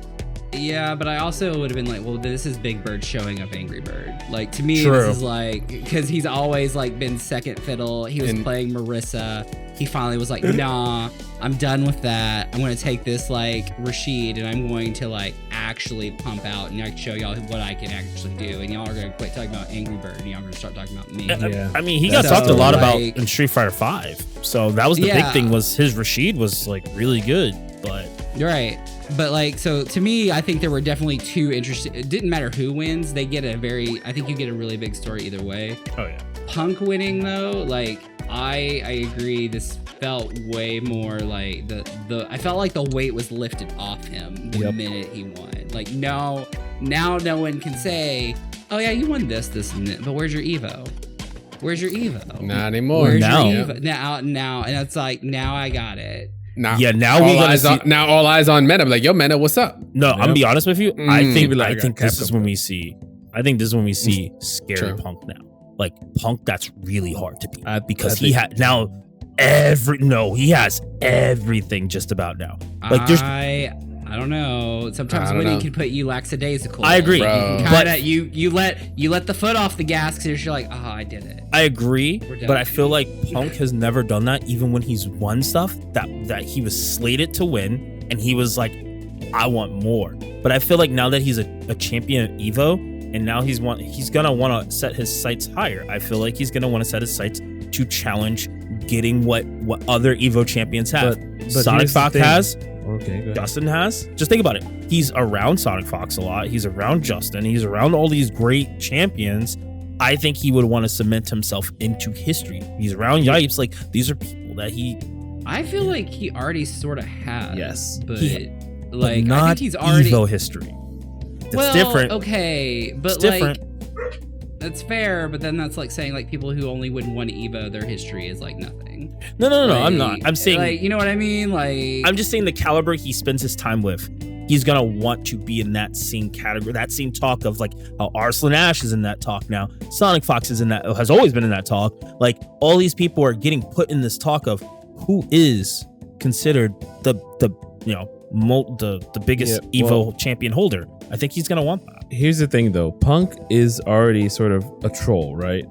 He won CEO with Akuma. He doesn't main Akuma, but he did it anyway. But then when it came to the most important, which was Evo to him, he only lost Evo. He didn't want to win Evo back in 2017 because he wanted the money. No, somebody was like, oh, you just wanted the money. He said, no, I just wanted the trophy. I want the Evo trophy. And now he got it this year. And yeah, I think he's going to take a bit of a back seat into taking it so serious, but he's going to still do well with the character that he picks. He has a title to defend. Right. He has the biggest, he literally has the biggest target on his back. Oh, 100%. Out of anyone else. Doesn't matter if it's Capcom Cup, whatever it is. And we've seen what happens when you're an Evo champ and then you like the scrutiny on it, like kind of happens, even if it's not warranted. Like it's like, oh, you can lose, you're still human, that's okay. But it kind of like it gets in those conversations, or it gets people talking shit, but at the same time, like, who gives a shit? You still won. But it's like it gets people talking when it's like you need to, like, you won it. Now let's see if it wasn't. Right. It's gonna sound terrible. It wasn't a fluke, it wasn't or whatever, right? Like, or do you deserve it? But it's like, come on, but it's always gonna be there. And I think he's that type of character. It's like, no, I won this shit. I'm gonna show you why I won this shit. Right? Yeah. He has that attitude, he has that personality, and he has that competitive nature to push that forward. So I don't think it's gonna be like he's gonna lax, but he has reached the peak now. Now he just, he's gonna wanna have to fight to keep it there. I'll just throw out there, he has impacted Street Fighter 6 tremendously right now. I mean, of course, the game is going to change. I think he's impacted Street Fighter, period. Yeah. Like, since 5, I think Punk has put his stamp on Street Fighter. Like, I don't think you can look at, even though it's Street Fighter 5 and we all know how everyone feels about Street Fighter 5, blah, blah, blah, blah, blah. You cannot say Punk. Sure. You cannot disregard the impact Punk has had on the history of Street Fighter, from Street Fighter 5 now to even now in Street Fighter 6. That man has cemented himself in that area of Street Fighter's history. You can't take that away from him. Even if he's a jerk or a troll or whatever, blah, blah, blah. But he still has molded that, has had an impact in Street Fighter legacy in just that era so far. He's still the bad guy of the Street Fighter 6 FGC. I need him to stick with that because that's like a trope for him. And I think that's what makes it fun to watch him. The moment he becomes a good guy and he's like defending himself from all these other people, I'm like, no, man, it's not going to have the same impact. Stay as the bad guy. So did anyone see the video of him walking out of the venue from like the escalators and everybody videos. Oh, dear God. Multiple. It's multiple from different parts of the venue at different angles. Like it's like all the way on his way out. Like people are like cheering for him and like clapping and like all that stuff. And it's like it's not the same video from different angles. Or actually, it's not the same place from different angles. It's in different places. It's pretty cool. I want to make a video, like an edit of like the credits, but the credits are just the people he took out. What we also need to realize here. Someone from USA won Evo for Street Fighter. Like that. Yep. Like that is like, I mean, we haven't had that in so 2009, long. I think they said. Street. Like Eli, wasn't it? They said it was 30. I thought Did they say it was 30 years. I thought they said it's been 30 years. No way. No yeah, way. they said it was been like 30 years. No. Because you got Snake Eyes, you got Afro Cole, you got DSP. Yeah. I'm just saying, someone said 30 DSP years. Maybe not- their information DSP was did wrong. not Evil win. East It's or not been that something. long. He did not win. No, he didn't. That's 1994, Meza. What? Yeah. I mean, we're old, man. You know, it's crumbling. No, it has But not to been boot, 30 years. not just Street Fighter though, but it's like we also took Grand Blue and Not under night. We didn't take under night. Guilty, baby. Yeah. That was actually really interesting. I'm just gonna say for the These record, anime games are ours, Japan. You can't have them back. I'm just gonna say for the we bought record, these. I feel like Nitro got almost equivalent to what Punk got. Maybe not as like Grace, like it's Street Fighter's bigger. But the fact that you have RDC World like actually making a video for Nitro, like he's reaching beyond what we talked about, like stuff that we always talk about. It's hard as a competitor to reach past being a competitor. Now there's some players who are just getting noticed for no longer being in. They just won the world championship. Of course they're gonna get fucking noticed. What do you mean? But I'm dog? saying by Like, outside. duh. I'm saying by outside entities. We didn't see that a lot Duh. back then. Back We're then we didn't see that a growing. lot. We're growing. I'm just Duh. saying it's good. It's healthy because like being a competitor, you can get that exposure, but you got to win something big like this in a moment. Just say Meza, that is clearly fucking obvious, dog. Like, what do you bro, mean? How many? Okay, did you know about the RDC World video? I don't give a shit. No, that's an excuse. I don't want to hear that. I'm saying like realistically, okay, nobody did it for Grand Dude. Blue because I'd be honest with you, I don't think jack shit of all Grand Blue. Dude. Nobody's gonna be like, oh my god, you beat Japan in Grand Blue. No, that doesn't have as much history. But I'm saying for like Guilty Gear and Capcom. Guilty Gear is mainstream. Street Fighter has been put on. Bro, we're in the mainstream now. All right, baby. now we just A lot gotta of take people- KOF, baby. You know what I'm saying? We were in KOF. Fox News. Evo was on Fox News in fucking America, Las Vegas or whatever. That Friday, like they interviewed like Justin or whatever. They put his YouTube videos on and shit. Like like we're out there. I'm just saying Tetris did it before us though. You know. Tetris guy's been around a lot longer than us too.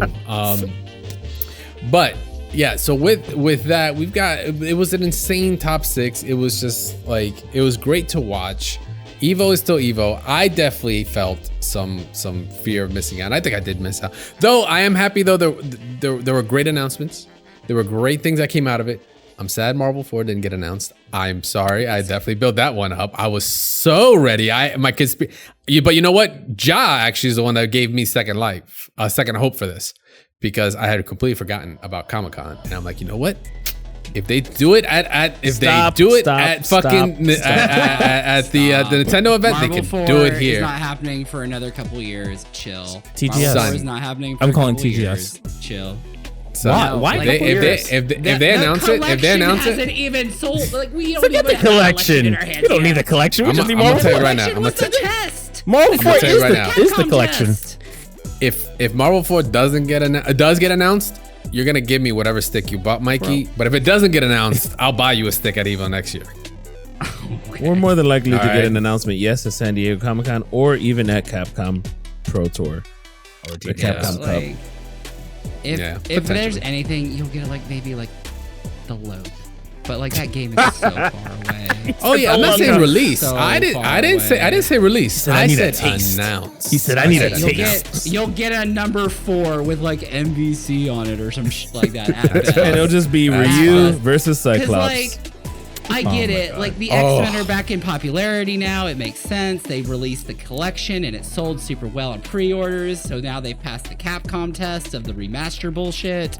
Like Darkstalkers keeps failing. Yeah, I so don't know why they did know. Sorry, still dead. It's time to just drop a Dreamcast, man. Drop a new Dreamcast. Anyway, any fucking way. We're not going to get into that one. And with that, guys, I know we were just talking about some Marvel 4 and some announcements that went down at EVO. But as you've already could already tell, this episode's kind of long. So we're actually going to be cutting this up. We actually have a second episode coming out. We're going to be talking about all about the awesome announcements that went off at EVO, because there was a lot and there's plenty to get into. So make sure to stay tuned to check out a new release for another episode that's going to be covering all of that. But we do appreciate you guys for hanging out with us for this episode of Double Tap. Off the rip, I just want to say, please, hopefully y'all got safe, y'all got home safe in time and all that. I hope you enjoyed EVO. I do want to say thank you very much for listening. Thank you very much for our awesome hosts for going, Static Gorilla and Mikey, for going out and enjoying EVO. I'm stoked when get to even just talk to the homies that actually sit down and go out to compete. Y'all are awesome regardless of your placings. Y'all did great. Just don't give a fuck about things as much when you play. That's all. Just take those lessons. Appreciate y'all hanging out with us. Remember, you guys we are taking submissions for community segments and questions and topics that you want to talk about on the show. Make sure to hit us up on all social medias, Double Tap FGC, as well as you can email us at doubletap@mash.gg. You guys can check out my awesome hosts here on social media as well. You can check out Static Gorilla on Static Gorilla, where he's now going to be going into TNS and yelling in the chat going, "You don't suck," obviously, right? Sure. And I'll be going over some of that match that I had pretty soon. There you go. Check out Meza at Meza is alive at FGC. No, it's at Meza FGC on all social medias. Absolutely. Still running DFO events, doing my first big Kumite sponsored event, everything. So gonna have a lot of cool stuff happening. Sweet. Mikey, where can we find you at, Mikey? Nowhere. That's the trick question. Mikey doesn't exist. You can only find Mikey at big events, where if you see a Panda player, chances are you probably will find Mikey, because it's probably just him. I think he's like the only person I have literally heard that plays Panda in this game. I had 2 pandas in my pool. Thank God. So you heard it first. That pool had all 3 pandas in the entire world being played there. Check out Ja at Jostradamus on Twitter, as well as on Blue Sky. Yeah, that's it. Yeah, cool. Pretty simple, straightforward, to the point. It is what it is. You can check me out at CrashTagVS, of course, on social medias. Make sure to go follow Double Tap at Double Tap FGC on social medias, as well as on YouTube. Go check out our videos we put up for the actual podcast, as well as our awesome shorts that are going around. Appreciate you guys commentating on that, liking, sharing it. Really do appreciate it. Make sure to go follow, go subscribe, go check out our community posts where we post up our polls and such, which we'll have this week's on the next episode.